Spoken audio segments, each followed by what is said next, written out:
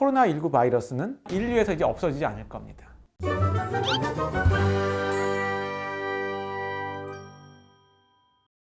안녕하세요. 신의철입니다.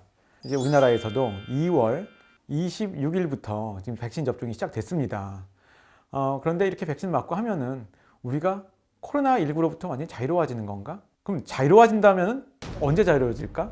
자유로워진다는 의미는 뭐지? 뭐 이런 여러 가지 좀 의문들이 있으실 것 같아요.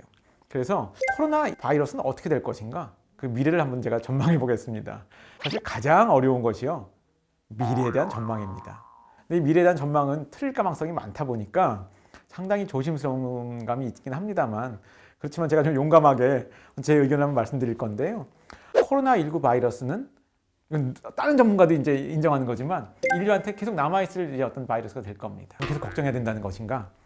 아마도 그냥 일반 감기 바이러스의 하나로 남을 거라는 것이 제 견해입니다. 결국은 우리 감기 때문에 사망할까 걱정하진 않잖아요. 그러니까 그만큼 치명률이 낮은 바이러스로 될 것이다. 이것이 이제 제가 자신 있게 예언할 수 있는 하나의 이제 그 결론이고요. 다만 제가 자신 없는 게 하나 있습니다. 언제 감기처럼 될 것이냐? 아마 그거에 대해서는 좀 끝에 가서 다시 한번 말씀을 나누도록 하고요. 왜 감기처럼 될 것인가? 뭐 이런 거에 대한 얘기를 먼저 한번 나눠보고 싶어요. 그러면 먼저 얘기하기 전에 일반 감기에 대해서 한번 말씀드리고 싶습니다.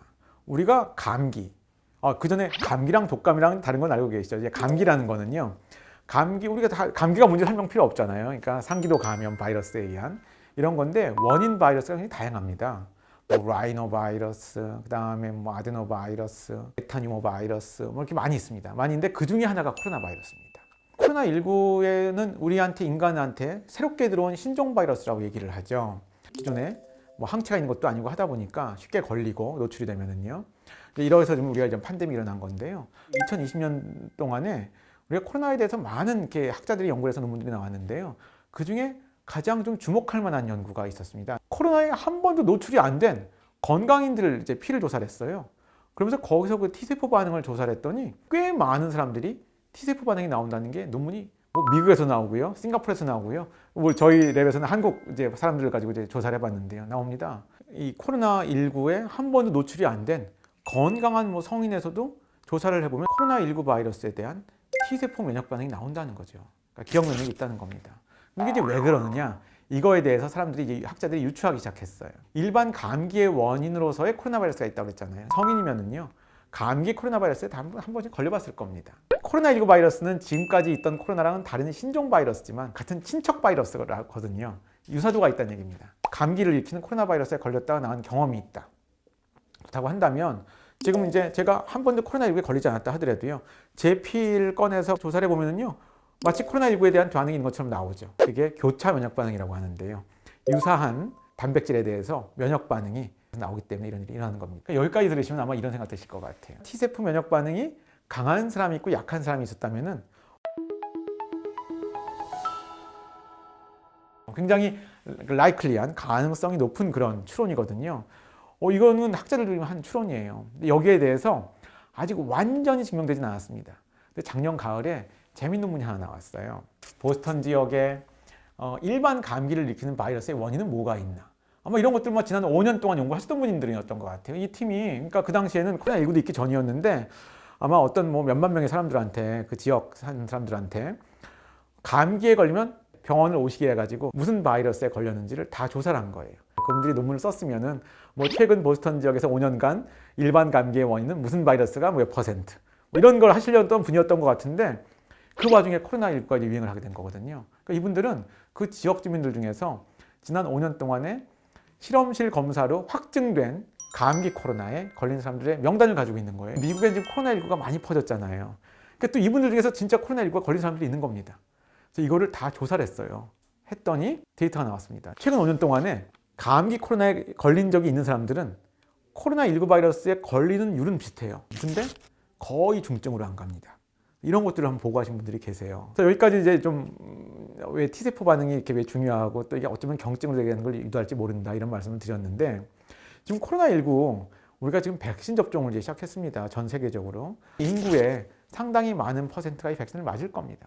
또 어떤 나라는 백신을 떠나서도요, 실제로 걸린 분들도 많이 계시죠. 뭐 남미라든지 뭐 미국이라든지 이런 데 많이 또 환자들도 많이 발생했지 않습니까? 몇 년 후가 되면은요, 코로나19의 어떤 노출을 경험을 가진 사람들이 굉장히 많아지는 겁니다. 그렇게 되면 중화항체도 생길 거고 T세포도 생길 겁니다. 근데 여기서 많은 분들이 또 이제 이 백신을 하면서 걱정하는 것 중에 하나가 중화항체가 생긴다 하더라도요, 뭐 이게 6개월밖에 안 간대요. 1년밖에 안 간대요. 뭐 이런 얘기를 또 하시는 분들이 계세요. 그러니까 이거 변이랑은 좀 다른 걱정인 거죠. 이런 걸 또 강조하시는 학자나 뭐 많은 분들은 이런 거 얘기합니다. 그러면 중화항체가 떨어지면은 또 맞아야 되느냐?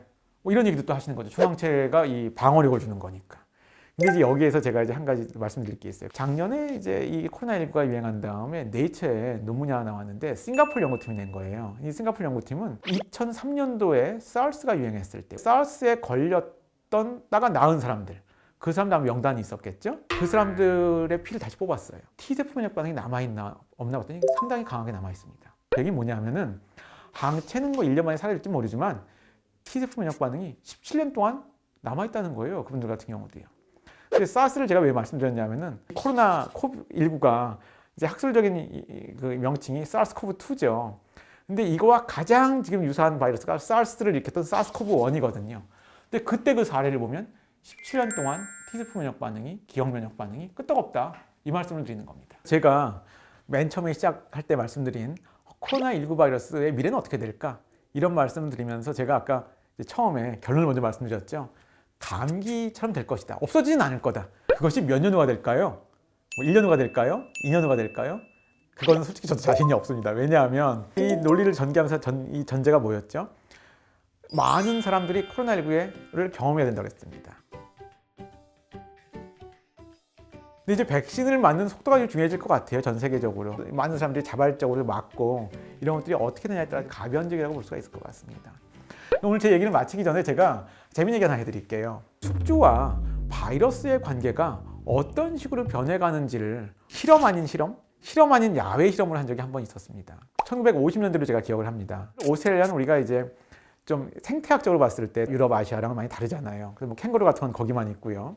그런데 이 토끼라는 이 포유동물은요, 원래 오스트레일리아 대륙이 없었대요. 근데 이제 유럽인들이 이주를 하고 하면서 토끼도 이제 사람들 따라갔을 거 아니에요. 근데 토끼들이 워낙 이 생존력이 굉장히 좋나 봐요. 생존력, 번식력이요. 1950년대 그때 목축업이라든지 뭐 이런 걸 하는 분들이 봤을 때 토끼가 굉장한 문제였대요. 너무 많아가지고. 그러니까 생태계를 막 이제 교란을 시키는 거죠. 토끼가 너무 많아서. 근데 그 당시에 이 오스트레일리아의 과학자들이 낸 아이디어가 바이러스를 풀자였습니다. 그때 실제로 썼던 바이러스가 믹소마 바이러스라는 건데요. 당연하게도 이건 인간한테는 질병을 일으키는 게 아니에요. 근데 이 토끼한테는 굉장히 치명적인 질병을 일으킵니다. 토끼가 죽어요, 이 걸리면은요. 야, 그럼 이 바이러스를 토끼한테 인위적으로 감염을 시키자, 뿌리자. 이게 어떤 실험 아닌 실험을 해버리는 셈이 된 거죠. 이게 굉장히 좀 예상하지 않았던 쪽으로 흘러갔습니다. 이게요, 처음에 했더니 너무 효과가 처음에 좋았대요. 그러니까 토끼에 뭐 이 바이러스를 뿌린 다음에 토끼의 개체 수를 막 세보았더니 급격하게 감소를 했답니다. 이제 바이러스에 걸려가지고 죽은 토끼들이 많은. 그런데 이러한 그 토끼의 급감하는 효과가요, 채 몇 년을 가지 못했대요. 다시 개체 수가 금방 몇 년 안에 그냥 회복이 됐다고 합니다. 어떤 일이 일어난 거냐? 이런 것들에 대한 분석도 좀 이루어진 것 같은데 그 당시에 아주 좀 확실한 결론 하나를 내리지 못했다고 합니다. 하는데 과학자로서 추론해 볼 수 있는 거, 토끼들 입장에서 봤을 때는 해결을 한 거죠. 세 가지 정도 이론이 있습니다. 첫 번째는 뭐냐면요, 바이러스 자체도 변할 수가 있습니다. 너무 치명적인 바이러스는 전파가 잘 안 돼요. 왜냐하면 전파를 시키기 전에 숙주가 죽게 되니까요. 그러니까 바이러스 입장에서는 내가 들어가서 저 숙주를 빨리 죽이는 게 중요한 게 아니고 내가 더 많이 전파되는 게 중요한 거거든요. 그게 사실 진화론의 근본이거든요. 그러니까 바이러스들이 너무 치명률이 높으면은 치명률을 좀 낮추는 쪽으로 진화를 하게 됩니다. 바이러스 자체가요. 숙주 같은 경우들도 이 경우 토끼였죠. 살아남은 애들은 그게 우연이 아닌 거죠. 살아남은 이유가. 토끼들도 다 이제 조금 달랐는데 그 중에 어떤 유전자에 어떤 변이가 있어가지고 이 바이러스의 저항성이 강한 토끼들이 살아남은 거예요. 그러다가 얘들이 번식을 또 빨리 해서 이 바이러스에 대한 저항성이 강한 토끼들만이 살아남은 걸 볼 수도 있겠죠.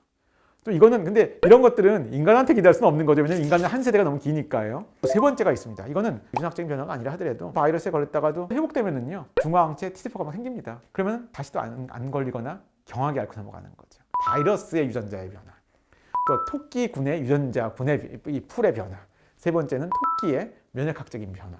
이게 세 가지를 말씀드렸는데 이런 게 다 어우러져서 이런 일이 일어난 것 같아요. 코로나19 바이러스가 믹소마처럼, 토끼에서의 믹소마 바이러스처럼 굉장히 막 치명률이 높은 바이러스는 아니지만 어떤 토끼라는 그런 군집은 백신 같은 거 없이도 믹스마를 이겨냈는데 저희도 이 코로나 팬데믹도 백신이라는 무기를 이용하면은 좀 더 쉽게 극복할 수 있지 않을까라는 이제 제 희망을 전해드리면서 제 이야기를 마치도록 하겠습니다. 인간한테 남아있는 많은 바이러스뿐만이 아니고 박테리아, 이런 세균성, 감염성 질환 중에는요, 이런 책도 있습니다. 전염병의 역사 같은 걸 다룬 책들이 있는데 그런 책들을 보면은 중증도가 낮아지는 쪽으로 질병은 바뀐다는 건 동의하는 것 같습니다. 그런데 제가 이번 코로나19에 의미를 부여하는 한 가지 굉장히 중요한 어떤 의미 부여가 하나 있습니다. 만약에 제 예측대로 코로나19가 몇 년 후에 일반 감기처럼 된다면 1년도 안 되는 시간 안에서의 백신 개발, 또 그것을 굉장히 재빠른 시기에 전 세계적으로 백신 접종 사업을 해서 아주 단기간 내에 인간의 개입으로 변화시킨 아마 첫 번째 사례가 아닐까, 또 이런 생각도 해봤습니다. 그것도 되게 재밌는 질문인데요. 코로나19 때문에 백신을 맞아가지고 T세포 면역 반응이 뭐가 좋아지면 그럼 또 일반 감기 코로나는 또 더 줄어들 거냐? 그럴 수도 있을 것 같아요. 근데 이제 교차 면역 반응이 주로 T세포에서 나타나는 걸 본다면 덜 생기는 것보다는 생겨도 아주 더 미약하게 또 되는 건 아닐까, 이런 생각도 좀 해볼 수 있을 것 같기는 합니다. 제가 조심스럽게 말씀드리기에는 1년 후에는 제가 좀 여행을 갈 수 있지 않을까, 그런 생각을 조심스럽게 해봅니다. 지금 질문하신 박재영 주관께서 일본 여행을 가시고 싶다고 하셨는데 아마 그 정도는 이루어지지 않을까, 제가 한 500원을 걸도록 하겠습니다.